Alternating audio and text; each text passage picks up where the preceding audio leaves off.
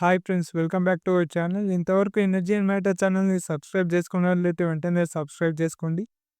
ఇవాళ మన క్లాస్లో ఎంఎస్ వర్డ్లో నెంబర్ ఆఫ్ డాక్యుమెంట్స్ ఉంటాయి కదా, లైక్ నెంబర్ ఆఫ్ పేజెస్, వాటికి ఇండెక్స్ ఎలా ఇవ్వాలో ఇవాళ క్లాస్లో డీటెయిల్ ఎక్స్ప్లెయిన్ చేస్తాను. స్కిప్ చేయకుండా ఎండ్ వరకు చూడండి. ఏమైనా డౌట్స్ ఉంటే కింద కామెంట్ చేయండి, నేను ఖచ్చితంగా వాటికి రిప్లై ఇస్తాను. సో సపోజ్ ఇండెక్స్ ఏ విధంగా ఇవ్వాలంటే, సపోజ్ ఇండెక్స్ ఏ విధంగా టైప్ చేసుకొని నీ సెంటర్కి తెచ్చుకోవాలి. అదేవిధంగా కింద టైప్ చేసుకోవాలి. సపోజ్ లెఫ్ట్ సైడ్ డాటా రావాలి కాబట్టి లెఫ్ట్ సైడ్. సపోజ్ నేను ఇప్పుడు ఇక్కడ హెచ్టిఎంఎల్ లైక్ సమ్ లాంగ్వేజెస్ రాస్తున్నా. CSS, JavaScript, Java, Python. ఈ విధంగా నోట్స్ అనేవి అవైలబుల్ ఉన్నాయి. వీటికి ఇండెక్స్ అనేది ఏ విధంగా ఇల్లో చూద్దాం. సపోజ్ మనకు ఎక్కడి వరకు లైన్ రావాలి కాబట్టి వీటిని సెలెక్ట్ చేసుకొని వాటి యొక్క పేజెస్ ఈ విధంగా సెలెక్ట్ చేసుకోవాలి. రైట్ క్లిక్ ఇవ్వాలి. Right click paragraph. ఇక్కడ డైలాగ్ బాక్స్ వచ్చింది కదా, బాటమ్ లెఫ్ట్ సైడ్లో ట్యాబ్స్ ఉంటుంది, దీన్ని క్లిక్ చేసుకోవాలి.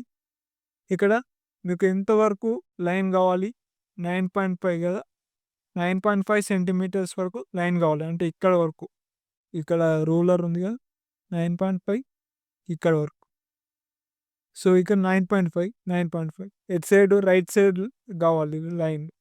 అదేవిధంగా నాకు ఇటువంటి ఇక్కడ ఈ డాట్స్ ఉంది కదా, డాట్స్ డాష్డ్, నాకు ఈ విధంగా స్ట్రైట్ లైన్ కావాలి.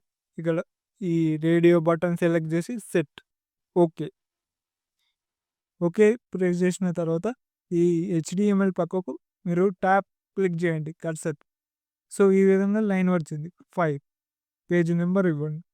ఈ విధంగా సిఎస్ఎస్ ట్యాబ్, సపోజ్ 10. అదేవిధంగా JavaScript tab, suppose 20. Java tab like 70.